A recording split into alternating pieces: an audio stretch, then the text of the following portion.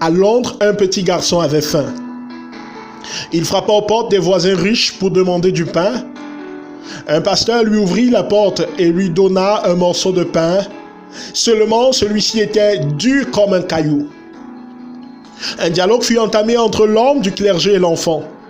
Le pasteur découvrit que l'enfant ne savait rien de la religion. Alors il lui parla de Dieu, le créateur de l'univers.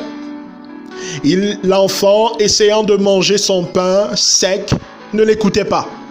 Finalement, le pasteur lui dit « Nous sommes tous les enfants de Dieu. » Surpris, le garçon s'arrêta et répliqua « Est-il votre père, mon père ?»« Oui, dit le pasteur. »« Est-il aussi mon père ?»« Oui, bien sûr, Dieu est ton père, répondit l'homme de Dieu. » Après courte réflexion, le garçon dit « Donc vous et moi sommes des frères ?»« Oui, dit le pasteur avec enthousiasme. » Puis l'enfant le regarda sévèrement et lui dit « N'avez-vous pas honte d'offrir un morceau de pain sec à un petit frère affamé ?»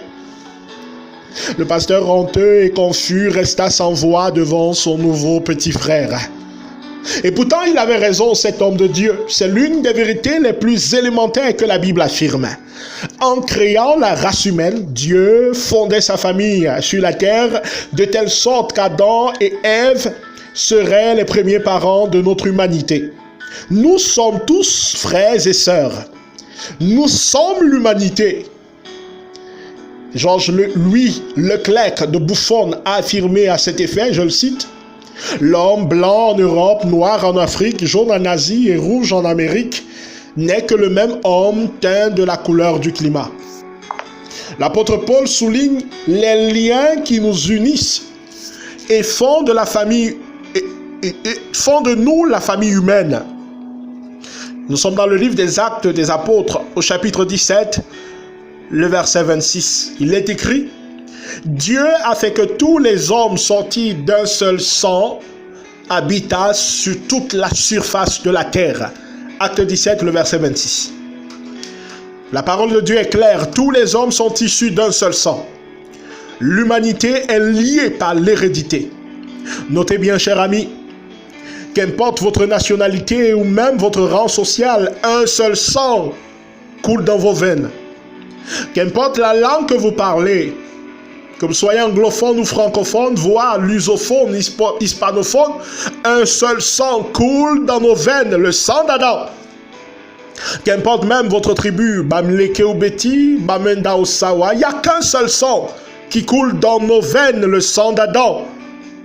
Enfin, qu'importe votre appartenance politique, au Cameroun, il y a deux grands camps qui se bagarrent. Les tontinards et les sardinards, que vous le soyez ou pas, il n'y a qu'un seul sang qui coule dans vos veines, dans nos veines. Nous sommes tous frères et sœurs de sang. Il y a des liens plus forts que la tribu, voire la nation. Il y a des liens plus puissants que la langue maternelle, la langue coloniale. Il y a des liens plus nobles que la race. Ou encore, ce sont des liens de sang, des liens de fraternité. Ils sont universels, indélébiles. Ce sont des empreintes dont Dieu nous a marqués à jamais. Oh, si l'homme avait accepté cette vérité essentielle pour des relations humaines saines, combien de génocides, d'homicides, d'infanticides, de parricides, de féminicides et même de suicides n'auraient été commis? Combien de vies humaines auraient été épargnées?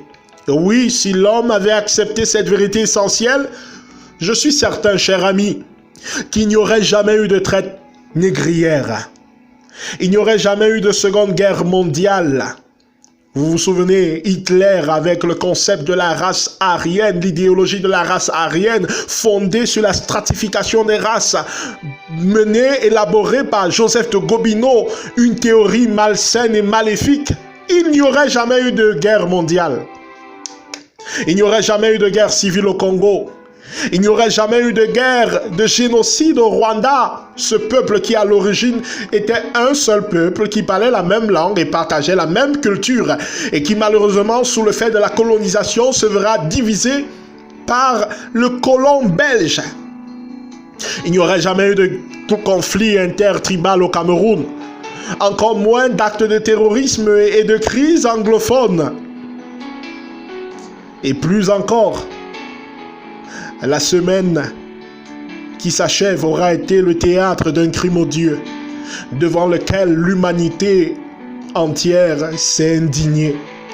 George Floyd, noir américain de 43 ans, trouve la mort à l'issue d'une arrestation musclée.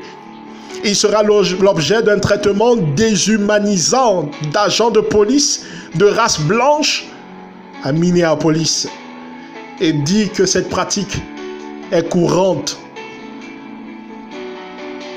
L'on retiendra ce soupir d'un homme en agonie qui espérait trouver en face de lui un frère.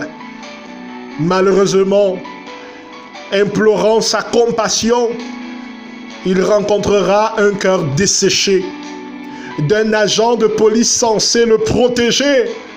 Hélas, I can't breathe. I can't breathe. C'est là le cri d'une humanité qui malheureusement fait face à une autre humanité déshumanisée, qui a perdu ses valeurs et surtout oublié ses origines. Oh, elles sont pourtant claires. Depuis la création, le projet de Dieu était de fonder sa famille sur la terre, de telle sorte que Adam et Ève furent les premiers parents de l'humanité.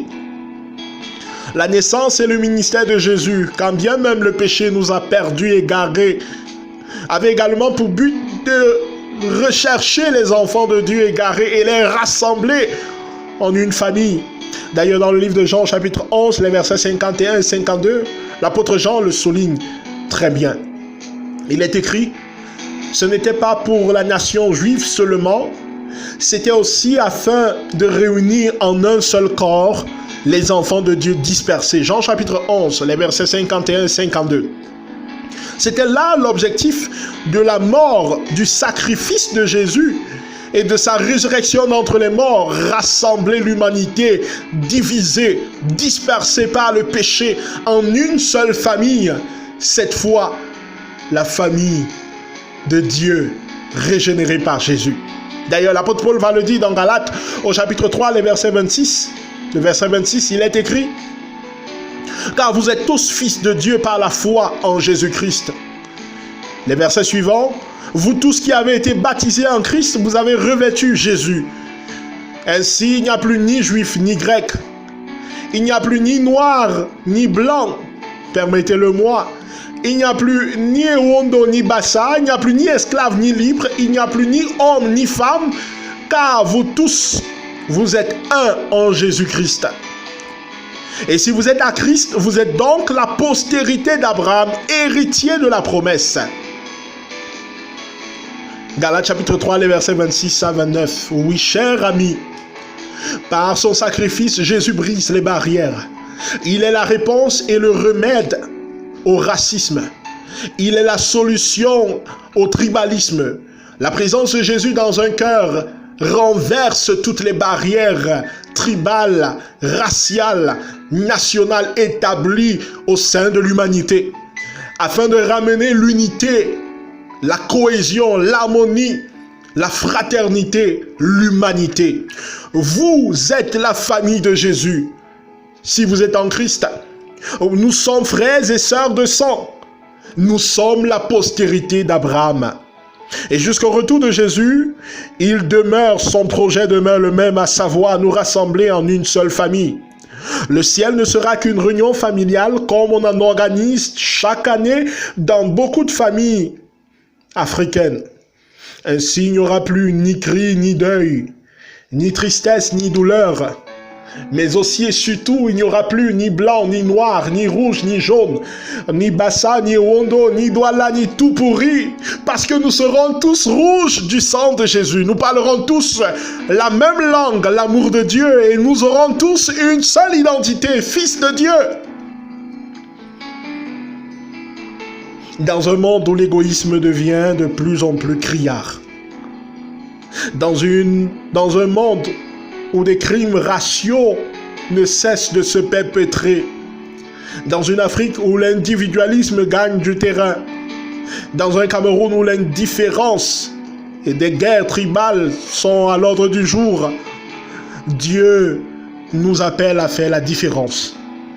Christ est la réponse à cette maladie qui ronge l'humanité.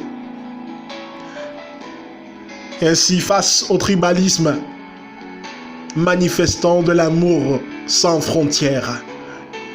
Face au racisme, manifestant le pardon sans limite. Face à l'égocentrisme de ce monde, manifestant l'altruisme. Face à l'indifférence de ce monde, chers amis, faisons la différence. Souvenez-vous, l'homme, blanc en Europe, noir en Afrique, jaune en Asie et rouge en Amérique n'est que le même homme, teint de la couleur du climat. Nous sommes frères et sœurs de sang. Nous sommes la postérité d'Abraham. Nous sommes l'humanité recréée en Jésus-Christ. Que Dieu vous bénisse. Amen.